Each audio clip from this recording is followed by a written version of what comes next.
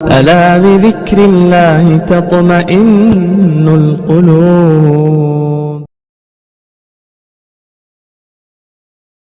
اس وقت رمضان المبارک کے اندر ہر شہر میں، ہر مسلمانوں کے محلے میں یہ چھوٹی چھوٹی سی گاڑیوں پر مائک لگا کر جو ہے فقیر گھوم رہے ہیں. ان کے تعلق سے ایک ضروری بات یہ ہے کہ خاص تحقیق ہوئی ہے ابھی بنگلور میں بھی اور دوسری جگہوں پر بھی، تو اس میں 90% جو ہے مسلمان نہیں ہے، غیر ہے.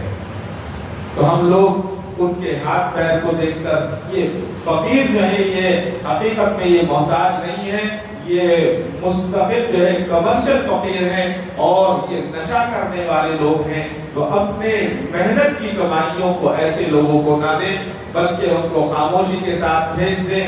اپنے محنت کے پیسے جو ہمارے زکوٰۃ ہماری ہے سب سے پہلے رشتہ داروں میں تلاش کریں. اس کے بعد آپ کے محلے میں کچھ ایسی بھی عورتیں ہوں گی جو عورتیں کسی کے سامنے ہاتھ نہیں پھیلا سکتی، عزت دار عورتیں ہوتی ہیں، جائیں اور نہیں جا سکتے خاموشی کے ساتھ ان کے گھر پر راشن پہنچا دیں، خاموشی کے ساتھ ان کے ہاں کچھ پیسے پہنچا دیں.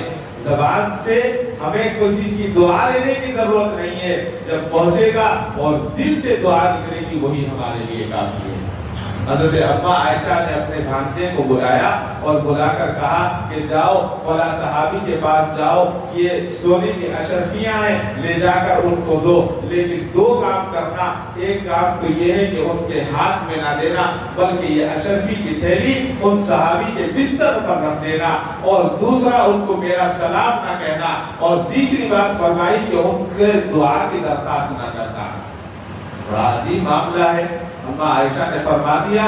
حضرت اما عائشہ کے کہنے کے حکم کے مطابق آپ کے بھانجے گئے، ان صحابی سے ملے، ان صحابی کے برابر میں بیٹھے، وہ سونے کی اشرفیاں ان کے پاس رکھ دی اور رکھنے کے بعد کہا کہ اچھا میں چلتا ہوں. واپس آ گئے. واپس آنے کے بعد پوچھا اما جان، آپ نے، خالہ جان، آپ نے جو کہا تھا میں نے کر دیا لیکن بات سمجھ میں نہیں آئی.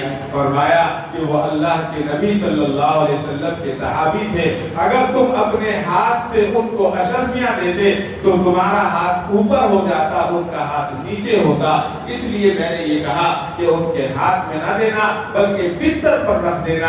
اور دوسری بات، میں نے سلام اس لیے نہیں کہلوایا، گویا وہ سمجھ جاتے کہ اما عائشہ نے بھیجے ہیں تو وہ مجھے سلام کا جواب بھی دیتے، اور اگر دعا کی درخواست کرتی تو وہ یہ فوراً دعا کرتے، تو گویا میں دنیا ہی میں اس کا بدلہ پا لیتی.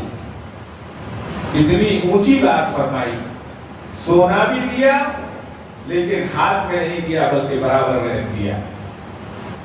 سلام بھی نہیں کہلوایا، اس لیے کہ مسلمان پر جب احسان کرتا ہے تو اللہ تعالیٰ خوش ہوتے ہیں. مسلمان بندہ تو خوش ہوتا ہی ہے، جب مسلمان پر احسان کرتا ہے اللہ خوش ہوتے ہیں، اور جب اللہ تعالیٰ خوش ہو جائیں گے تو ہماری دنیا بھی آسان ہو جائے گی اور آخرت بھی آسان. تو خصوصاً ایسے فقیر، ان فقیروں سے بچا جائے اور گھروں کے اندر بھی ان کو داخل نہ ہونے دیا جائے اور ایسی طرح کی عورتوں کو، بلکہ اپنے محلے میں، اپنے رشتہ داروں میں، یا پھر ایسی جگہوں پر جہاں آپ کے دل کو اطمینان ہو وہاں آپ دیں، اور تحقیق کے ساتھ دیں، بغیر تحقیق کے ساتھ نہ دیں.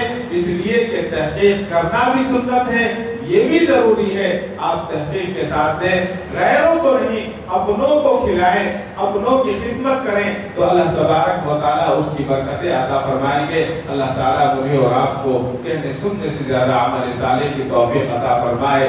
وآخر دعوانا الحمدللہ رب العالمین.